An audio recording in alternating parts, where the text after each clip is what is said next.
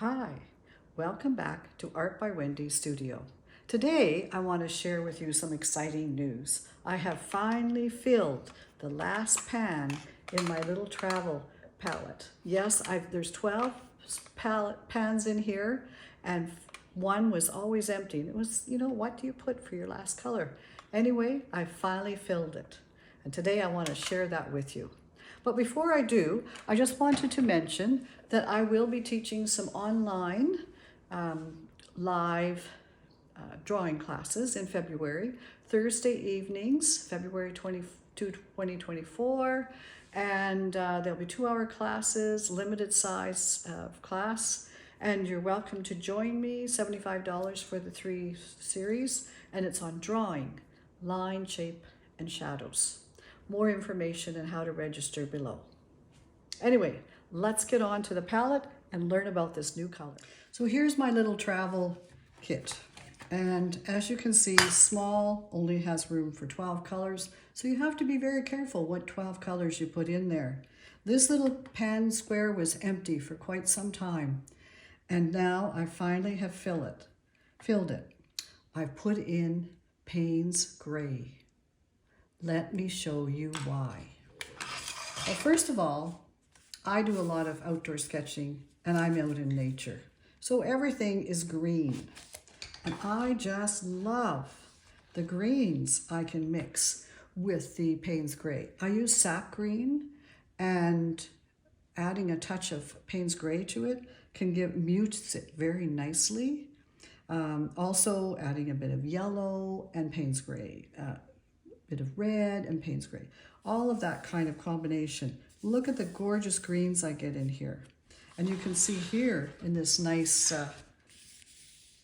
green picture, lots of greens. And yet lots of them I've touched up with the Payne's Gray, and you get some startling, easy, neat colors. You also get a very warm green, dark, and black for your shadows, which I kind of like. Another example is right here. Look at this. Isn't this cool? And you can see that I've used that Payne's Gray to mute the greens, the yellows, some of the reds, and it gave me just that kind of neat atmosphere that I was looking for here in the shade under some big old cedar and fir trees. So just take a look at what this Payne's Gray can do. As a dark color, it's pretty nice. But then look at it, it gets lighter. You can have lots of, look at that neat range of colors in it. And now, watch this when I add, this is my sap green here. And I'm going to add a bit of sap green to this. And so, I guess I should show you sap green without. It's a nice green, but it's not a natural green. Certainly not for our area here. But when you add a bit of Payne's Gray to it, you get that nice forest green, almost a little olivey shade, brings out the yellows in it. Certainly the darker you make it, look at that. Really neat. You can see the hints of green in there, but also it's getting darker and neat shadow colors. And I found the same thing, the purples. Very, very interesting what happens with the purples. Here I'm going to use Permanent Rose. And now I'll take a bit of Payne's Gray and mix with it. And you can get some violets that are quite neat. You can get more purpley, a red purple if you want. More of a green purple. And of course, if you put both colors on your brush at the same time, you can get some neat colors in there. Look at those nice variations of the pinks and the thing. Must be something on the paper underneath because you can see my color is kind of moving over. As it dries, you get nice variety. Blue is another, and of course, don't forget burnt sienna. Great colors with burnt sienna. Can't forget burnt sienna. So here's the burnt sienna by itself. Now, nice rusty, I like that rusty brown color, but often it's too bright for what you want. You need to mute it a little bit.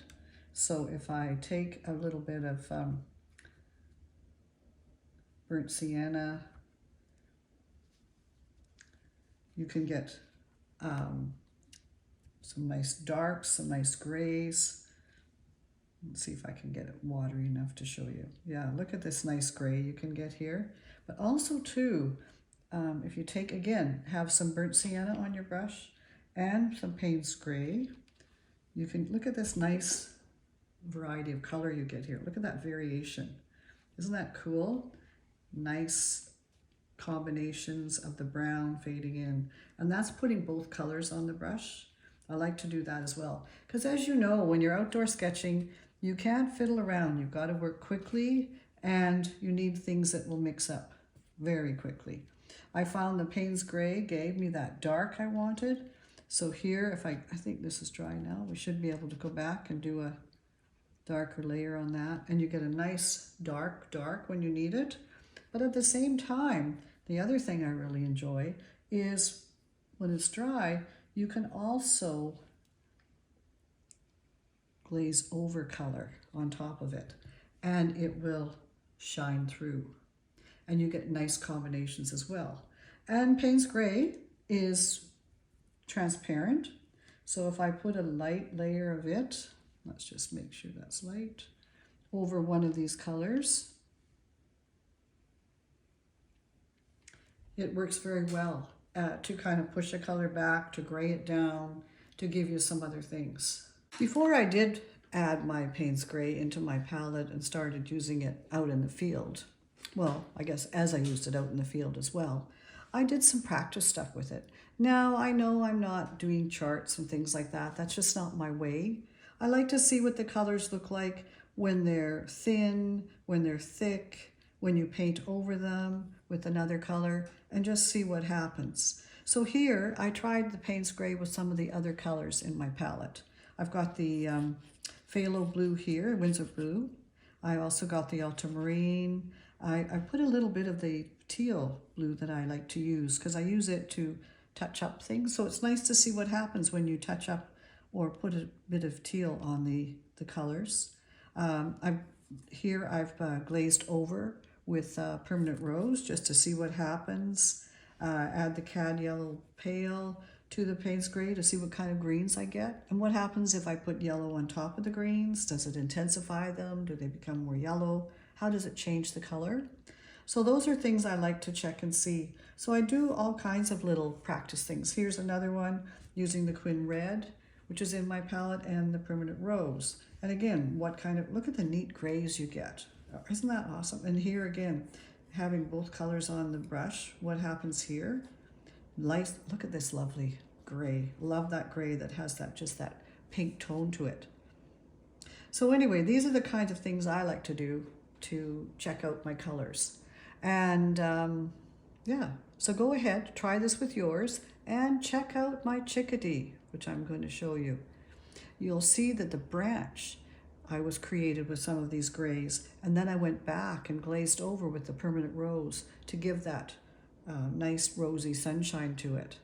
So right now I'm in love with Payne's gray, and more I use it, the happier I am. Good luck with your painting, and look forward to see what you create. Like this video, be sure and share it. Wendy teaches outdoor sketching classes in the summer, and she teaches in her studio and online throughout the year. Wendy produces original work in pencil and in watercolor. She completes commission work, particularly pet portraits, and produces cards and prints from some of her work.